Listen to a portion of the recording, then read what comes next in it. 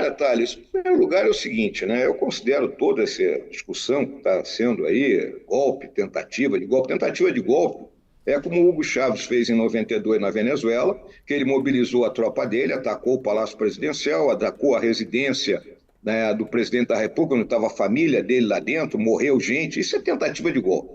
O resto dessa discussão, né, golpe para mim não tem minuta, né? Você dá o golpe e depois é igual o salto livre, como a gente diz, sai do avião e depois se arruma, né?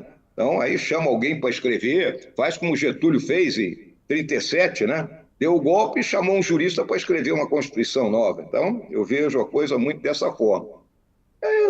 Em relação a essa questão, se o presidente iria me apresentar, minuta, não iria me apresentar, eu julgo que esse assunto, como nunca foi discutido, né?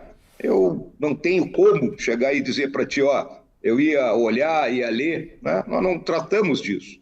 E em relação ao Freire Gomes, né? O Freire Gomes assume o comando do Exército naquele ano de 2022, né? Já naquele tumulto de comissão junto do Tribunal Superior Eleitoral, né? E ele, eu acho que ele procurou manter, né, o Exército unido, né, no momento de muito disse-me-disse. E acho que ele foi bem sucedido nisso aí. Se nós olharmos, né, que hoje você vê uma meia dúzia aí de oficiais da ativa, né, não vou falar da turma da reserva, né, que podem estar envolvidos, né, em alguma discussão pouco republicana, digamos assim. General, o papel do ex-comandante Freire Gomes está muito em evidência, porque ele acabou de prestar depoimento dias atrás, né?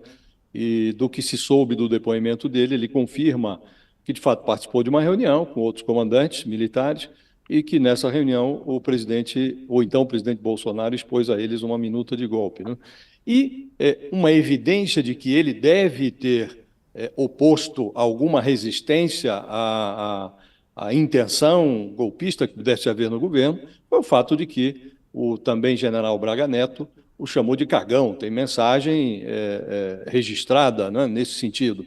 Esse tipo de comportamento de um colega de armas chamando o outro de cagão, esse tipo de dessintonia, de controvérsia que o governo Bolsonaro, a gestão Bolsonaro, nesses últimos dias, produziu no seio do Exército, acha que isso tem um ponto final com o depoimento do general Freire Gomes, ou isso terá consequências? Josias, eu falo pelo Exército aqui, né? Como qualquer instituição, né? A marreta, como a gente chama, sempre houve, né? Então, se você entrar no cassino dos oficiais ali de um batalhão, os tenentes e capitães estão reclamando do comandante, alguma decisão que o comandante tomou, isso é normal, né? Até numa redação aí de jornal, a turma de baixo reclama da turma de cima, né? Isso ocorre. O que está acontecendo é que, ao se capturar o celular das pessoas, né, e futricar o celular durante um mês, 2 meses, e depois liberar em doses homeopáticas pequenas conversas que foram tidas, né, você joga uns contra os outros, né, porque ninguém sobrevive, né, a uma devassa, né, em cima do seu celular e de mensagens que muitas vezes você troca com um amigo ou outro criticando um terceiro, né? Então eu vejo dessa forma. E acho que isso não ficou bom, porque ninguém gosta de saber, né? Você pode até entender que está sendo criticado, mas não gosta de saber, né? E isso, hoje, né, existe gente que está magoada. Essa é a realidade.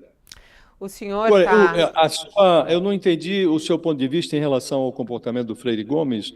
O senhor disse, ele agiu para manter as forças unidas, né?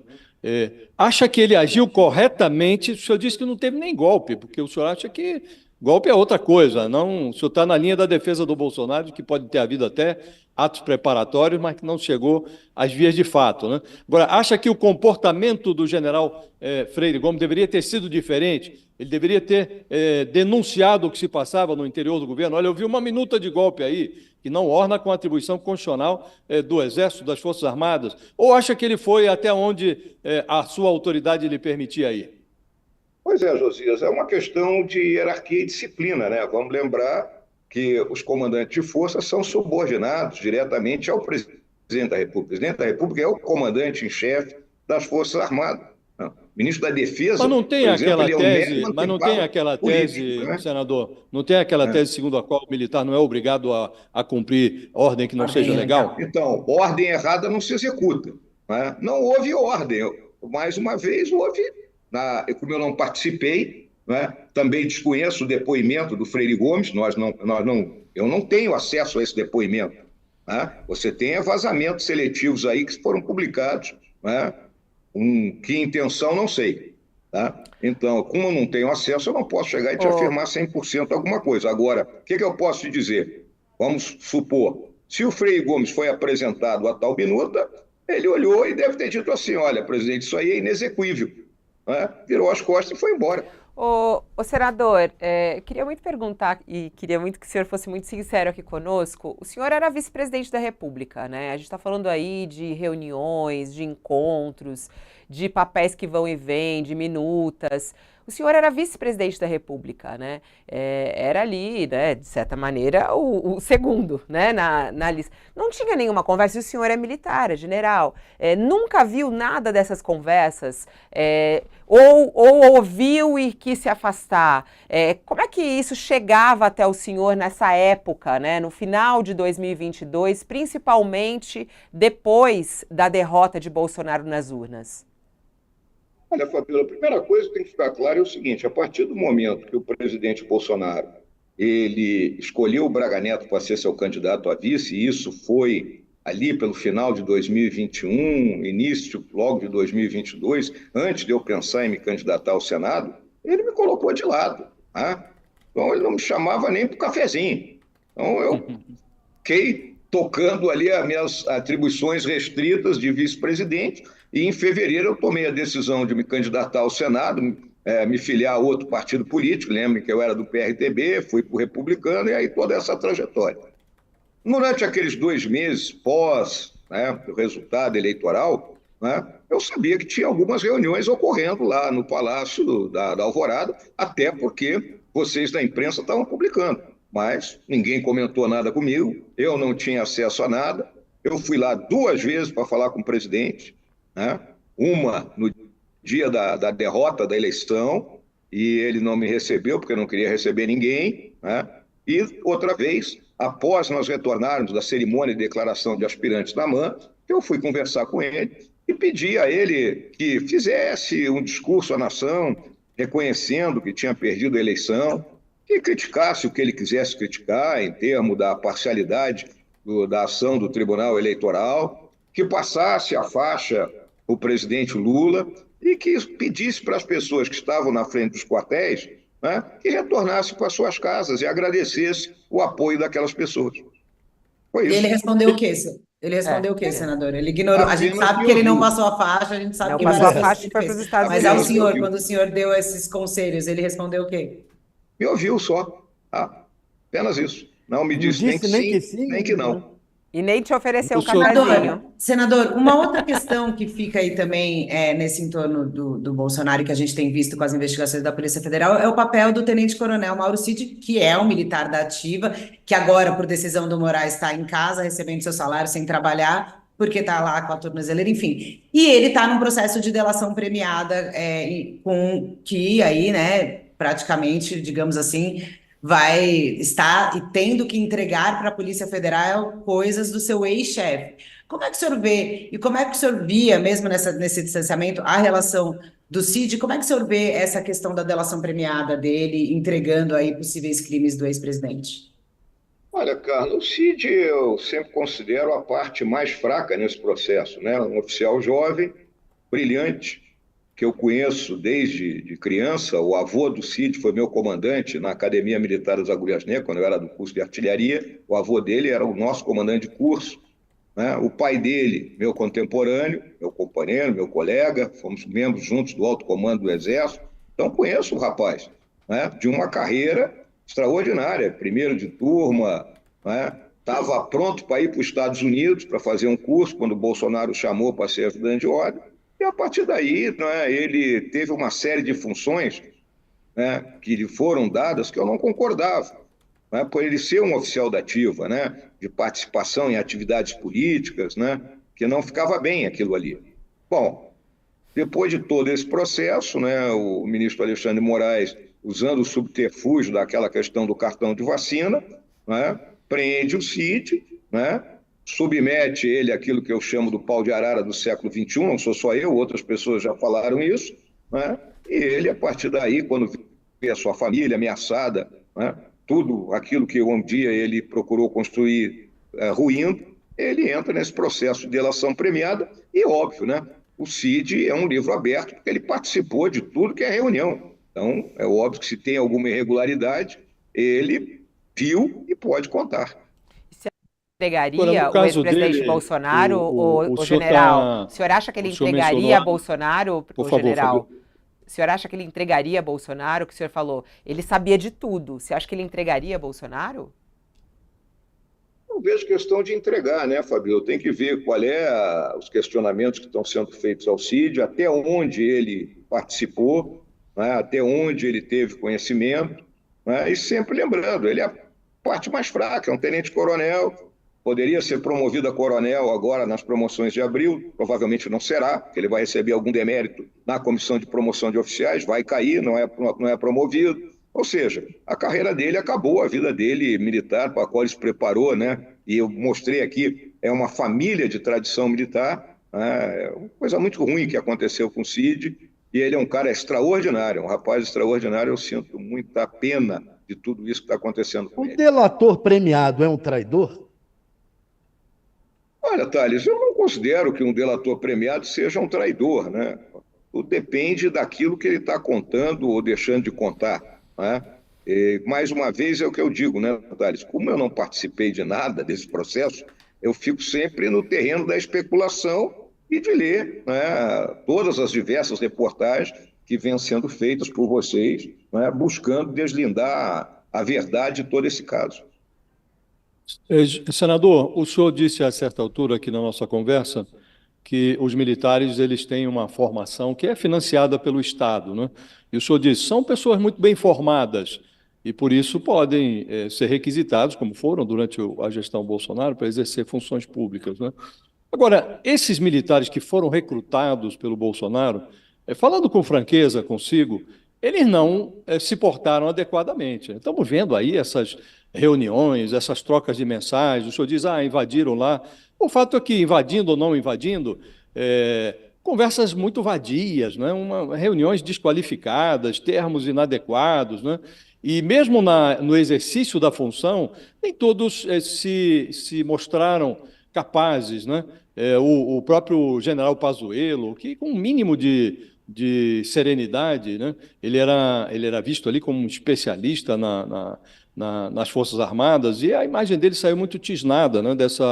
Não lhe parece que hoje o contribuinte brasileiro ele tem pelo menos o benefício da dúvida em relação a essa extraordinária formação? O senhor não se sente, olhando no retrovisor, não acha que, o senhor aqui já respondeu de forma negativa, né? Mas não acha que a gestão Bolsonaro, ela como que erodiu a imagem das Forças Armadas, ou pelo menos prejudicou a imagem das Forças Armadas e dos seus oficiais? Josias, eu não vejo dessa forma. Eu coloquei para vocês que, a partir do momento que você sai da sua zona de conforto, daquilo que é o seu dia a dia, né, dentro da profissão, né, ou até numa iniciativa privada, onde você tem outro tipo de risco, né, e entra para o governo nas funções que foram colocadas, e talvez o mais em evidência é o Pazuello, que foi ser ministro da Saúde, né, uma função que, na minha visão, ele não era o cara mais preparado para isso. Ele poderia dar, por exemplo, o planejamento logístico, que isso é, vamos dizer, a expertise do Pazuello, ele poderia fazer isso. Mas toda a atividade política, pública, de saúde, o Pazuello foi tomar conhecimento a partir do momento, né, em que assumiu o ministério, diferente de alguém que passa uma vida, né, se ligando com esse tipo de atividade. Então, ele foi colocado numa situação complicada. E agora, o linguajar, né, que você mencionou, né, entre um e outro, o linguajar da caserna, muitas vezes, ele é duro mesmo, né? Isso faz parte do nosso dia a dia. Né? Por que que o Não, senhor não é acha que mesmo tem que não é nem ter... a dureza, né, general, ou senador, mas um chefe do gabinete de institucional, numa reunião, falar em virar a mesa, né, antes das urnas, um comandante do Exército, como o general Paulo Sérgio, participando da reunião e tratando a justiça eleitoral como inimigo, estamos ali na linha de frente com o inimigo, quer dizer, são termos que não se esperava, né? Se esperava que os generais que compõem o governo, ou que compunham o governo na época, estivessem ali cientes das suas responsabilidades constitucionais, né? E não era o que se verificava, né? Não lhe parece isso, que houve uma inadequação funcional, às vezes? Josias, todos nós, né, temos as nossas escorregadas na vida, né? Você vê aí o atual presidente da República toda hora dá uma escorregada. Então, é óbvio que os termos ali mencionados, né, como você citou, do Paulo Sérgio, falar do inimigo, né, não é o termo que você deveria citar a questão da justiça eleitoral, né? Ou até o próprio Heleno citando que tem que virar a mesa, virar antes. É o que, para mim, parece mais uma conversa de botequim, no final das contas, né? Muito mal conduzido. Por que que o senhor acha que precisa dar anistia aos condenados e aos envolvidos no 8 de janeiro? Olha, Fabíola, em primeiro lugar, porque o processo não está sendo conduzido, né, da forma como tem que ser, né? Essas pessoas deverão estar sendo julgadas em primeira instância, né, com suas condutas individualizadas, ou seja, fulano quebrou? Quebrou. Ah, fulano estava só na marcha com a faixinha lá, intervenção militar já? Tá. Não, fulano estava só enrolado na bandeira caminhando. Então, ou seja, individualizar as condutas. E seguir todo o trâmite. Primeira instância, segunda instância, como todo mundo tem direito. Essas pessoas estão sendo julgadas diretamente na última instância. Então, eu julgo que é uma tradição do Brasil, né? E as sociedades elas precisam buscar a concordância, o consenso, de modo que elas deixem, né, essa polarização, essa disputa, procurando olhar o adversário político como inimigo, que isso é um erro boçal, né? Adversário político é adversário político. Nós todos somos brasileiros e brasileiras, né? Então, a minha Mas o visão senhor não é essa, acha, mas o né? senhor não É que acha que é essas muito pessoas que não grave? tiveram envolvidas no quebra-quebra, né, possam retomar suas vidas. Mas o Apenas senhor não isso. acha muito grave uma tentativa de um golpe no país? Quer dizer, dar anistia a todos eles que estavam envolvidos nisso? Será que não vai ser um erro histórico no nosso país?